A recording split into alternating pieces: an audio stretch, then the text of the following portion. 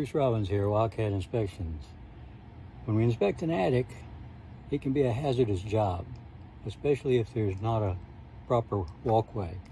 Let me show you what I'm talking about.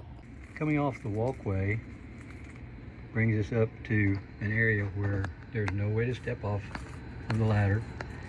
And when we do walk the plank and get over here, we find we have a sloped ceiling that is basically just cardboard laid on top of it to get up to the furnace area. So without a step or something, some way, some means to get up there, it becomes a hazard to the inspector. The building code requires passageways to be built just like a floor inside the house. That means if there's a change in elevation, it's more than 9 1/4 inches, there should be steps to get up to the equipment.